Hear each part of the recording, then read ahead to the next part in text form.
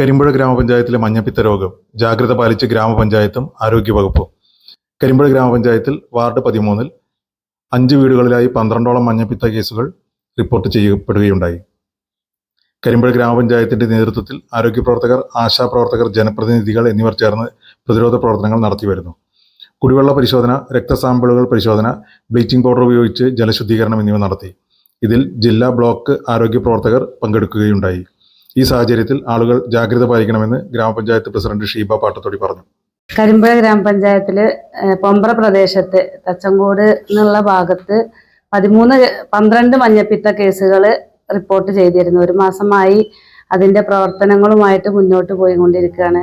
അറിഞ്ഞ ഉടനെ തന്നെ ആരോഗ്യവകുപ്പും അതുപോലെ തന്നെ പഞ്ചായത്തും ഇടപെട്ടുകൊണ്ട് ആ പ്രദേശത്തുള്ള കിണറുകളൊക്കെ സൂപ്പർ ക്ലോറിനേഷൻ നടത്തിക്കൊണ്ട് മുന്നോട്ട് പോയിക്കൊണ്ടിരിക്കുകയാണ്. അതുപോലെ തന്നെ ആ ഭാഗത്തുള്ള ആളുകൾക്ക്, വീടുകളിലുള്ള ആളുകൾക്ക് തിളപ്പിച്ചാറിയ വെള്ളം മാത്രം കുടിക്കാവൂ എന്നും, അതുപോലെ തന്നെ 28 ദിവസം വരെ സൂപ്പർ ക്ലോറിനേഷൻ കിണറുകൾ ചെയ്യാനും വേണ്ടിയിട്ടുള്ള നിർദ്ദേശങ്ങൾ കൊടുത്തിട്ടുണ്ട്.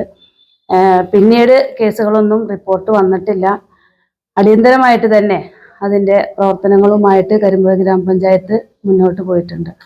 രോഗം സ്ഥിരീകരിച്ചയാൾ ഐസൊലേഷനിൽ പോകണമെന്നും രോഗപകർച്ച തടയാൻ മറ്റുള്ളവരുമായി അടുത്തിടപഴകുന്നത് ഒഴിവാക്കണമെന്നും 2 ആഴ്ച പൂർണ്ണ വിശ്രമം വേണമെന്നും വീടുകളിലുണ്ടാകുന്ന ചടങ്ങുകളിൽ ആളുകൾക്ക് ഭക്ഷണം പാകം ചെയ്യാൻ വരുന്നവർക്ക് ഹെൽത്ത് കാർഡ് ഉണ്ടെന്ന് ഉറപ്പുവരുത്തണമെന്നും ഇത്തരം ചടങ്ങുകൾ നടക്കുന്ന വീടുകളിലെ കിണറുകളിൽ സൂപ്പർ ക്ലോറിനേഷൻ നടത്തണമെന്നും ഹെൽത്ത് ഇൻസ്പെക്ടർ സുരേഷ് കെ പറഞ്ഞു. കരിമ്പുഴ ഗ്രാമപഞ്ചായത്തിലെ വാർഡ് 13-ല് ഏകദേശം ഒരു ഡിസംബർ പകുതിയോടുകൂടിയാണ് ഇത്തരത്തിലുള്ള മഞ്ഞപ്പിത്തത്തിൻ്റെ ഒരു ചെറിയൊരു ഔട്ട്ബ്രേക്ക് എന്നുള്ള രീതിയിൽ ഉണ്ടായിട്ടുള്ളത്. ഒരു കൊടൈക്കനാൽ യാത്രയുമായി ബന്ധപ്പെട്ടുകൊണ്ട് ഒരു യുവാവിന് വന്നിട്ടുള്ള ഒരു ഇൻഫെക്ഷനാണത്.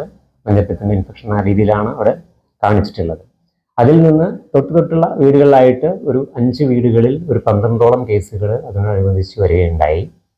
എന്തായാലും പഞ്ചായത്തിൻ്റെ നേതൃത്വത്തിൽ നല്ലൊരു റാപ്പിഡ് റെസ്പോൺസ് ടീം കൂടുകയും ആരോഗ്യ വിഭാഗം, പ്രാഥമിക ആരോഗ്യ കേന്ദ്രവും അതുപോലെ തന്നെ ജില്ലാ ആരോഗ്യ കേന്ദ്രവുമൊക്കെ അതിൽ വേണ്ട പ്രവർത്തനങ്ങളും നിർദ്ദേശങ്ങളും എല്ലാം അവിടെ നടത്തിയിട്ടുണ്ട്. ക്ലോറിനേഷൻ പോലെയുള്ള പ്രവർത്തനങ്ങൾ നടന്നു വരുന്നു. പ്രധാനമായിട്ടും അതിൽ വെള്ളത്തിൻ്റെ സാമ്പിള് എടുത്തുകൊണ്ടുപോവുകയും IRTCയിൽ അത് പരിശോധിക്കുകയും അതിനാവശ്യമായിട്ടുള്ള എല്ലാവിധ പ്രതിരോധ മാർഗങ്ങൾ എന്നുള്ള രീതിയിൽ സൂപ്പർ ക്ലോറിനേഷൻ പ്രധാനമായിട്ടും എല്ലാ ദിവസങ്ങളിലും ഈ അസുഖം വരാൻ സാധ്യതയുള്ള ആളുകൾക്ക് സൂപ്പർ ക്ലോറിനേഷൻ തുടർച്ചയായിട്ട് അവിടെ കിണറുകളിൽ ചെയ്തുകൊണ്ടിരിക്കുന്നുണ്ട്. അതുപോലെ തന്നെ അവരുടെ രക്ത സാമ്പിളുകൾ എടുത്ത് കൂടുതൽ വിദഗ്ധ പരിശോധനയ്ക്ക് വേണ്ടി അയക്കുകയും ഒക്കെ ചെയ്തിട്ടുണ്ട്. ഒരു മാസമായിട്ടുള്ള ഒരു ക്ലോറിനേഷൻ ക്യാമ്പയിനുകളും ബോധവൽക്കരണ പ്രവർത്തനങ്ങളൊക്കെ ആശ, അതുപോലെ തന്നെ ആരോഗ്യ പ്രവർത്തകർ, വിവിധ ജനപ്രതിനിധികൾ എല്ലാവരുടെയും നേതൃത്വത്തിൽ നടന്നുകൊണ്ടിരിക്കുകയാണ്.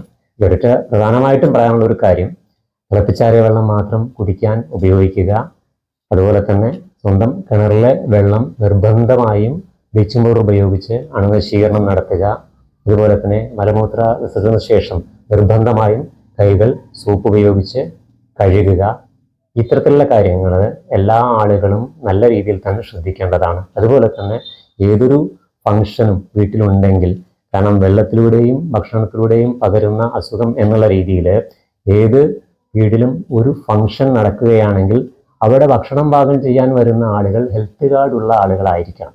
കാരണം ഹെൽത്ത് കാർഡുള്ള ആളുകൾ 6 മാസത്തിലൊരിക്കലെങ്കിലും ആവശ്യമായ പരിശോധനകൾക്ക് വിധേയമാവുകയും അവർക്ക് മറ്റുള്ള അസുഖങ്ങൾ ഉണ്ടെങ്കിൽ അവർ ഇത്തരത്തിലുള്ള പരിപാടികളിൽ നിന്ന് മാറി നിൽക്കുകയും ചെയ്യും. അപ്പോൾ അത് വീട്ടുകാർ തന്നെ സ്വയം ഉറപ്പുവരുത്തുക.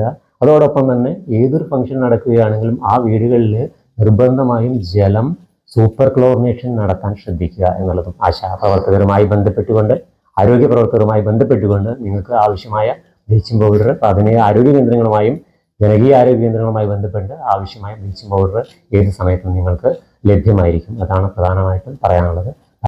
രോഗി ഉപയോഗിച്ച പാത്രങ്ങൾ മറ്റുള്ളവർ ഉപയോഗിക്കാതിരിക്കുക, പ്രത്യേകം ശൗചാലയം ഉപയോഗിക്കുക, കുടിവെള്ള സ്രോതസ്സുകൾ ബ്ലീച്ചിംഗ് പൗഡർ ഉപയോഗിച്ച് സൂപ്പർ ക്ലോറിനേഷൻ നടത്തുക, തിളപ്പിച്ചാറിയ വെള്ളം കുടിക്കുക, ഭക്ഷണം കഴിക്കുന്നതിന് മുമ്പും മലമൂത്ര വിസർജനത്തിന് ശേഷവും കൈകൾ സോപ്പും വെള്ളവും ഉപയോഗിച്ച് കഴുകുക, ആഘോഷങ്ങളിൽ ഭക്ഷണ വിതരണത്തിൽ ഏർപ്പെടുന്നവർ രോഗലക്ഷണങ്ങൾ ഉണ്ടെങ്കിൽ മാറി നിൽക്കുക എന്നിവ കൃത്യമായി പാലിക്കേണ്ടതാണെന്നും അദ്ദേഹം പറഞ്ഞു. President Sheeba Pattathodi, health inspector Suresh K, ആരോഗ്യ വിദ്യാഭ്യാസ സ്റ്റാൻഡിംഗ് കമ്മിറ്റി ചെയർപേഴ്സൺ പത്മജാക്ഷി എന്നിവർ പങ്കെടുത്തു.